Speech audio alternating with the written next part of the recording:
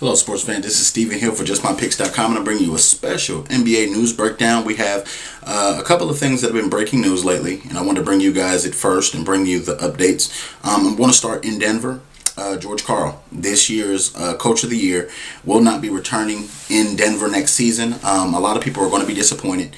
George Karl is a heck of a coach. He's beat cancer. He's dealt with death situations. He's dealt with a lot of things in the NBA. George Karl will have no problem finding another NBA job. I think George Karl is one of the top-notch coaches in the NBA, even though he doesn't have a lot of rings or anything like that. George Karl is a coach's coach. You know, he's a good guy. I haven't met a single player or heard any negative talk from an NBA player about George Karl.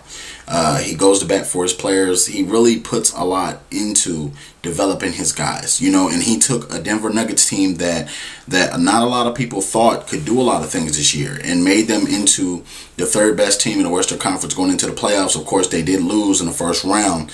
That's probably the only knock that I have on George Karl. You know, his whole time in Denver's only got out of the first round of the NBA playoffs one time.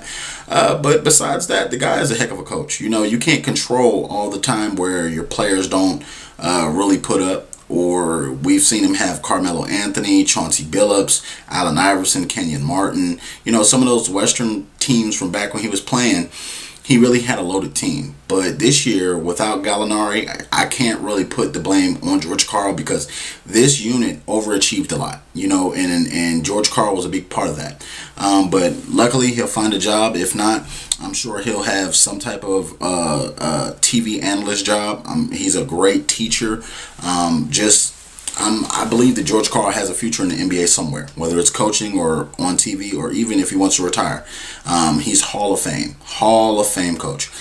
Coming into some next things, the Grizzlies. The Memphis Grizzlies and Hollins, the coaching situation. Lionel Hollins deserves a lot of respect. And he's taken a Memphis Grizzly team and he didn't want to trade Rudy Gay. I've read some reports and they talk strictly about how the coaching regime and the owner regime are having their differences. If you're not going to pay the man, let the man go coach wherever he wants to. The Brooklyn Nets have inquired about Hollins, and the Grizzlies have turned that away and said, no, we don't want you to talk to our coach. To me, you have to let Hollins go, you know, because unless you're going to pay him what he's worth, don't embarrass the man. Don't let him miss out on great coaching opportunities that possibly could make him a lot of money and help his family develop and help better his family. You know, because to me, the Memphis Grizzlies aren't going anywhere without another piece. You know, trading Rudy Gay really hurt them. Having Tayshaun Prince and those other guys that came in a trade, it helped some, but trading Rudy Gay away, I don't think that was a good option. But in that coaching situation, where that mud is, I think that the Grizzlies should let him go. Because the Memphis Grizzlies have gone, I think, as far as they can go with Zach Randolph and Marc Gasol. Without any additions to their team, I don't see them doing anything more than just a second round or first round. But I think that their best times are behind them because Rudy Gay was a central key part of that team. And I think he made them a whole lot better. Also, moving into the other news, we've seen Jason Kidd retire this week.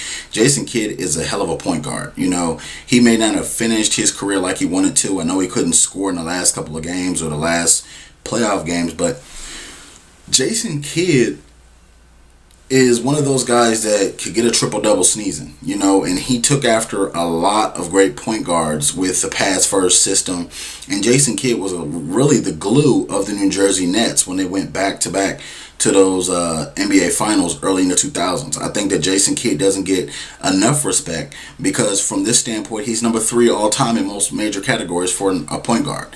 You know, with the assist and with the points for the point guard position, Jason Kidd has really impacted his game in a lot of ways. He's made a lot of players better being around him and being behind him. Just hats off. I can't say enough about what he did to help the Dallas Mavericks beat the Miami Heat. He was a central part of helping JJ Barea develop. He was a central part in getting Dirk the ball when they needed to in big spots. He also kept the team upbeat. You know, even when they went down and were trailing in the series, Jason Kidd was a central piece. And I think Jason Kidd is Hall of Fame. I think he'll get in on the first ballot. I just think his production and body of work speak for itself. Coming to one of our last two topics, the Atlanta Hawks. It was a report this week that the Atlanta Hawks tampered by sending out letters to their season ticket holders and to their fans talking about CP3 and Dwight Howard. In my best interest, I would love to see Dwight Howard in Atlanta, back where you started at South Atlanta Christian High School. And Chris Paul, I think he would do well with the Hawks. Having Al Horford there, you can also try to bring back Josh Smith. You could put together a very solid nucleus for this team. I just feel like right now the Atlanta Hawks are in the right direction. Having Danny Ferry and having the head coach from San Antonio, that was a long-time assistant. I think they're on the right way to building the Atlanta Hawks. I don't know about the tampering situation, but to me, I think the Atlanta Hawks should have just waited until the playoffs to release those newsletters.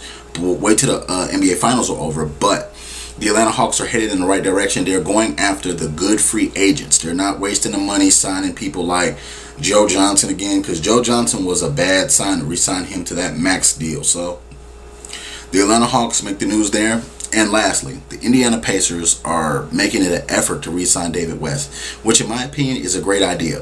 I think that 1-2 punch with Hibbert and with David West will do well. But my only thing is, you can't load up these contracts just yet. You can't give him the max money that you would normally give a veteran of his age, because you have Paul George. Paul George is going to demand a max deal. He is going to be up there with your top free agents, but he is a restricted free agent. Also with Lance Stevenson, they made a mistake giving George Hill that money. The point guard, he's not really the number one guy. He's serviceable, but I wouldn't have given him that size contract. But the Indiana Pacers have a lot of decisions to make moving forward. The Indiana Pacers have to look at who they keep and try to improve and get their bench better, and also who to keep. You know, because they're not going to be able to keep all those guys in a small market, because they just don't make enough to keep all those guys. The Pacers coaching staff, solid. I know they're going to likely lose Brian Shaw, who is really one of the premier young head coaches in the making. You know, Phil Jackson was pushing for him to make the Lakers job, and the Brooklyn Nets and Clippers are also making them their number one interest at this point. So I think the Indiana Pacers, they're on the right track to getting better. They need to improve a lot, and that bench is a big reason why they didn't beat the Miami Heat. So coming from there, the Indiana Pacers are in the news for a good reason and also getting better. You can check me out at justmypicks.com. You can also follow me on Twitter at justmypicks.tv. You can also check me out on this video and all my other videos on YouTube /justmypicks.tv. Thank you very much for subscribing, and please comment.